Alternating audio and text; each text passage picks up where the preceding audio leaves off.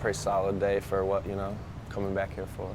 Yeah. For me, it's like, Right. it's kind of like, this is how it's supposed to kind of, the weather should be. It should be rainy. Yeah, it should be on a day that rainy, you're kind of reliving and don't ominous. wanna Yeah, remember. just like dig up some emotions and then, rain on them.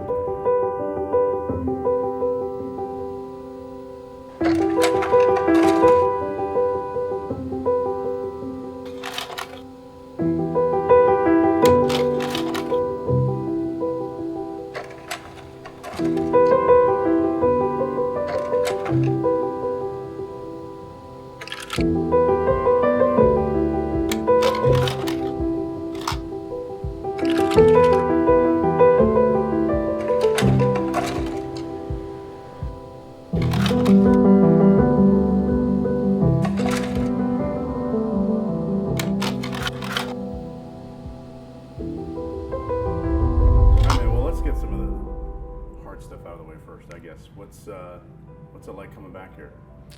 Emotions are mixed for sure. I think coming back here, I have a lot of bad emotions and rough ones that have kind of been negative.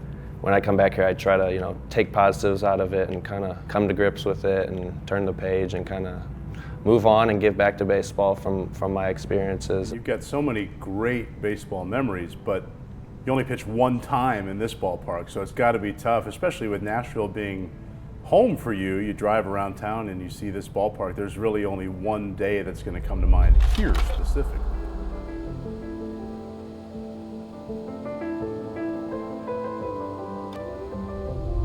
Tomas Talise was the hitter.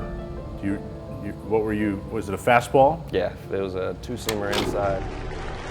And the 0-1. It slips out of Parker's hand, and Jared goes down in pain.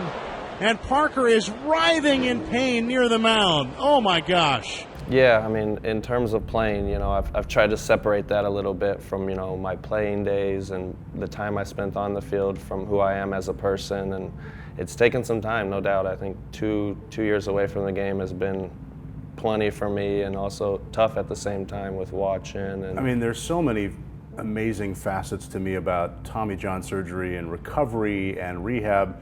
And part of it is they say it's like a one-pitch injury. And I mean, what do you remember about maybe warming up that day? Did you feel as good that day as you did the days before? I think the day had been no different. I prepared the same.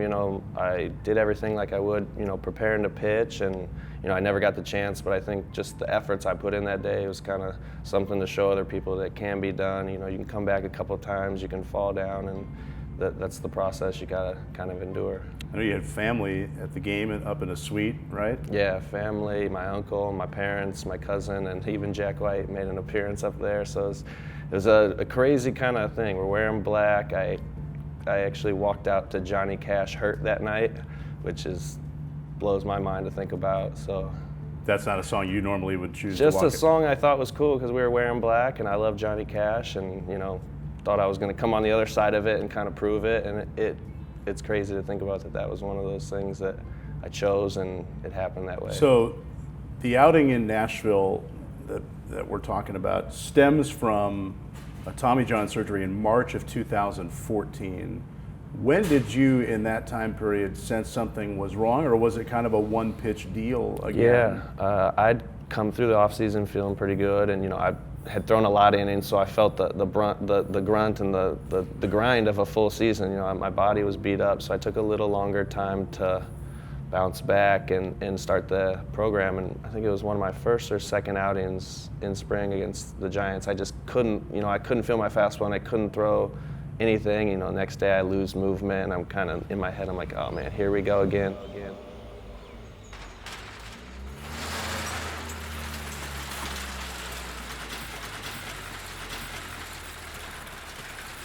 Good to see you, man. Yeah, it's my place. Your new home away from home. My new home away from home. Been a long time and a lot of work into it. A lot of searching for a place like this. Searching and finding. Yeah, it's not the easiest place to find, space for a baseball facility or training, and people want you to be in there and doing that kind of stuff. So you had such a vision too. Did you know it right away as soon as you saw this place? As soon as I walked in, I was like, cage, weight room. It all kind of felt like, and I saw the height of the building, and I was sold pretty much right that second. So yeah, I'll take you through. Give us the tour. Show you the coach's office in here. For now, just kind of makeshift storage room and getting ready. But yeah, we're gonna have this set up, printing and doing our binders and workout books, and being able to kind of have meetings in here and plan our programs out, and be able to have a little quiet time off the field and kind of work a little bit. But and then, like I said, we got about 5,500 square feet worth of turf and 7,000 total. So got a lot of free space to do agility, strength, running, throwing, all that kind of stuff. You hear these stories too of a 11 or 12-year-old kid whose coach or parents or whatever may want him to have Tommy John surgery now because they think it's inevitable and they think he'll throw harder and pitch better after that. What do you think of those situations? Plug my ears and close my eyes. It's something it's ridiculous to think about that. Like, that would be a decision that's made at that age. And I wouldn't want to be in that situation. I think it's just one of those things where got to let things play out and see and develop and see how it happens, and that's life. I think if you're making that decision too early, you're kind of trying to figure it out. The first Tommy John surgery happened after the 2009 season, so you missed 2010. As a young kid, especially at that age, like, what did you know or not know about Tommy John surgery? I didn't know anything, and now I know too much about it. It's one of those things where I was going through it, and I dove in and I tried to learn as much as I could and try to take as many resources and apply it to what I was going through. And I didn't really know what was going on when I had that surgery, and had it in October and spent the whole time rehabbing. It was one of those things where that taught me a lot about preparing and what I would have wished to give career longevity. I learned a lot then to really push forward. The narrative with it is that a lot of guys come back throwing harder. It's like you said, it's so common. It's almost like it's viewed as just this inevitable thing and no big deal because it is so common. What was your stuff like? Did you feel like a better pitcher when you came back from it the first time? Yeah, I learned a lot. I think that's when I kind of transitioned from being a power guy and trying to overthrow, and I actually learned to throw a really good two-seamer in the Southern League. I was getting beat up for the first 2 or 3 months coming back from surgery. What do you remember about your big league debut? It is a big night for the youngster. His name is Jared Parker. Making his major league debut, the #1 pick overall back in the year 2007. The Dodgers, I almost walked D. Gordon on the very first batter of the game on 4 pitches. Went 3-0, got him back to ground out.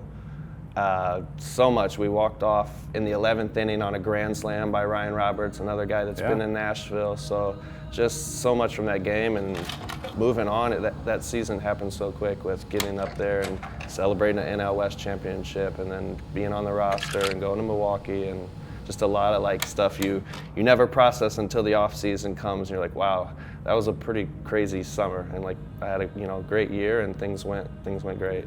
Traded to the A's then that offseason in a blockbuster deal. What were some of your first thoughts there, first time being traded? Yeah, first time being traded, when I had kind of spoken to some people a couple weeks before and said, is there any chance? There's always just that thing, you want to know if you're going to be traded, and they said, oh, no way.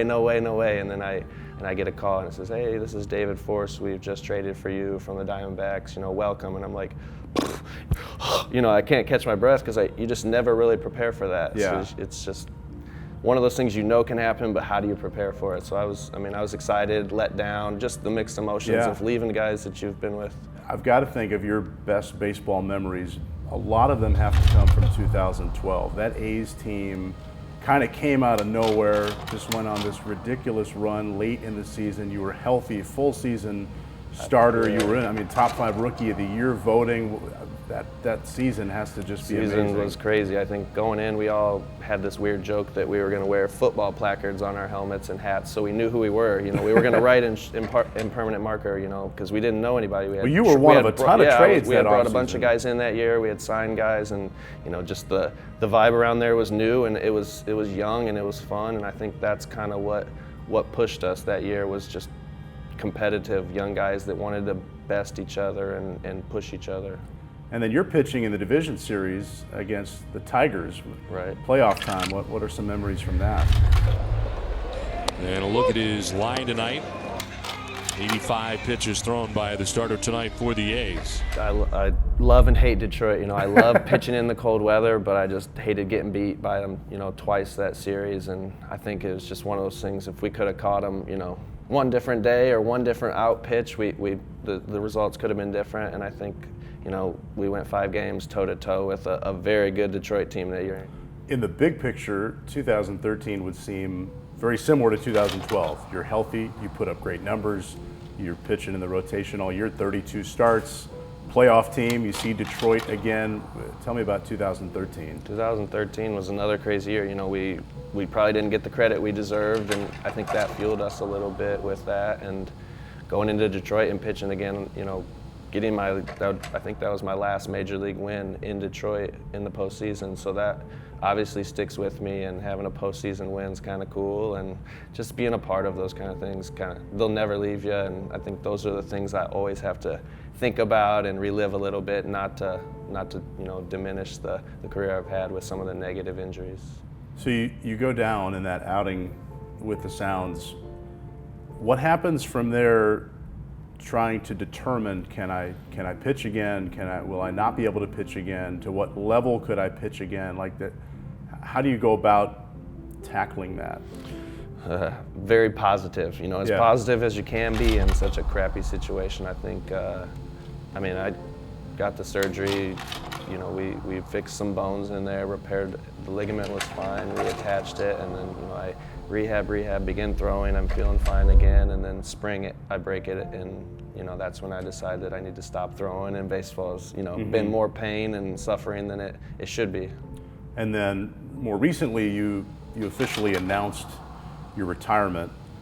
Did you need to make that announcement? Like, did you feel, just for the clarity, it sounds like you knew for a while, but maybe for the public to know that there was this end to it? Yeah, more for like just getting it, you know, out from the people. I think I had gotten a couple calls about playing the Mexican League and winter ball and stuff like that, and I just had to tell people, like, you know, I'm not pitching anymore. I'm not playing baseball. I'm not, you know, I'm not active. I'm retiring, and, you know, I had a career in an injury, and it's time to hang them up.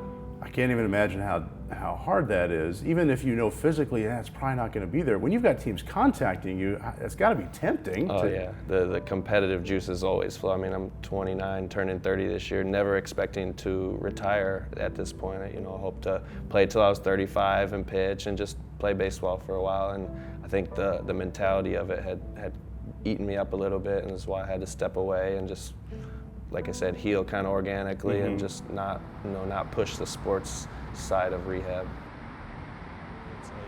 And then we're thinking right here we'll do some like a soft toss tee hitting station for like some big nets, and then I'm going to do a screen in the corner for like catching and blocking drills.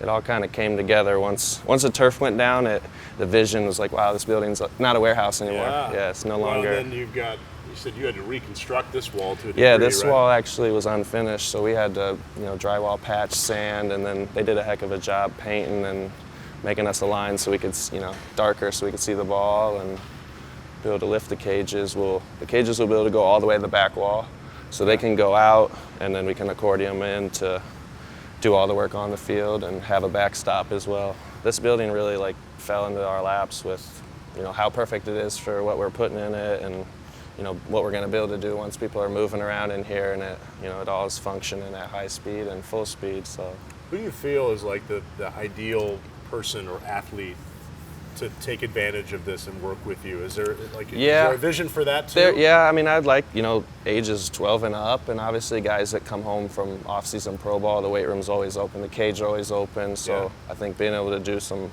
individual stuff with that age group where they can utilize the strength stuff and develop and kind of get some of those muscles underneath them before it, you know, gets in front of them. So them, and then also I want to do some younger kids camps on the weekends and be able to, you know, bring them in and let them hit, and, you know, parents drop them off and run around and wear them out. Yeah, definitely. Well, what's cool is you have such a specific goal and vision for this. Like you're not just like winging it. This is you know what you want to do and where you want things to be, and you've lived it, so you know what spaces work well and how to Yeah, it's kind of what I mean, the last 2 years I kind of took some time away and, educated myself and searched for this and dug into a business plan, did a lot of research and tried to network and meet as many people in the industry and the area that can be beneficial for a place like this. So I'm excited to give back to like the area. Well, you mentioned the guys from Pro Ball.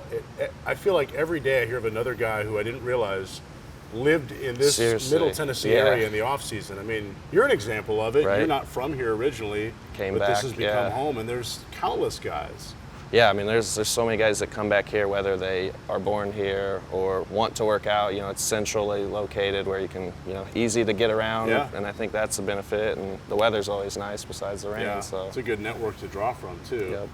The other office is empty, so we don't have to bother. But my idea is kind of do chiropractic work, some on site, so they can work in there and then bring them onto the field to correct them and kind of.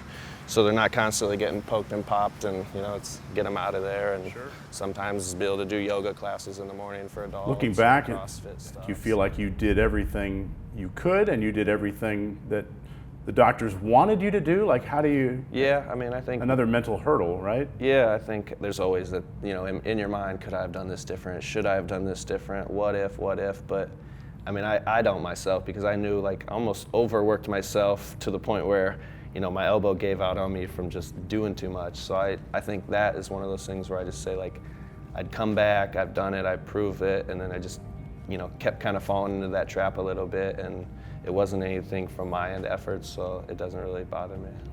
Physically, you can't throw anymore like you could, but are you limited in day-to-day life? And that was the kind of the goal at the end of the day, was to get back to where you're just not. I mean, I'm happy. I think with if you kind of knew what went on with my elbow, the last procedure, it was a lengthy procedure. I was under anesthesia for a while, and the bounce back, I was just happy to be able to wash my hair and do that stuff. I never really knew what was going to come because it was such an extensive procedure and somewhat of a new kind of thing, and Well, you're going to try, and you already are trying to do a lot of great work to take your situation into a positive. What are you doing now, and what do you want to continue to do? I want to be a resource for doctors, trainers, and coaches to work alongside, and I don't feel like anybody deserves this, and I want to try to prevent it. It's an epidemic, right? I mean, teams are constantly trying to figure out, do we need our guys throwing less? Do we need them throwing more? And it seems like there's no, at least now, there's no clear answer. No, right? I think we got so much technology and so many great workouts and all the knowledge, and I think it's just kind of unrolling and unraveling right now and trying to figure out how we can put a stop to it or slow it down. And what is that? Is it a 6-man rotation? Is it guys throwing less, throwing more, running? Do we bring back the Nolan Ryan program? Do you implement like yoga and all this crazy stuff? So it's just, I think there's so many ideas, and that's what really excites me about it, is like I've been exposed to it, and I love it. Like it's been my life. What's interesting to me too is, like, you've made no secret, you're not a doctor, you're not trying to be a doctor. You want to work with the doctors, and most of the doctors have never felt what the professional athlete feels. So together, you could probably do a lot of good for kids with injury prevention or injury treatment. No doubt. I think that's one of the things, is once we get our doctors to work backwards with us and build to kind of work alongside, I think they get a bad rap for working by themselves, but it's just tough because they're so busy and our schedules are busy. So being able to kind of coordinate that's going to be big, and just work alongside and not feel like you're combating or trying to prove somebody wrong. It's like, I appreciate every single surgeon, and it's like these guys have given me another chance at multiple times. What's kind of the public service announcement, at least for today, for a Little League coach or a high school coach? What do they need to be aware of? Especially, you were a pitcher, so let's talk pitching. What can they do, even small as it may be, to just try to be part of a solution instead of part of a problem? I mean, I would say a very important thing to learn early is just how to play catch. I mean, the entire game is based on catch and how your body, moves and throw, and how you develop that. I think it's important to learn how to have a good game of catch. You know, everybody thinks like you're out there having fun, spitting seeds, throwing the ball over your buddy's head, but that's not productive. And I think for coaches just to have kids a little more like having fun, you know, playing catch and doing it the right way, because it's the game of baseball.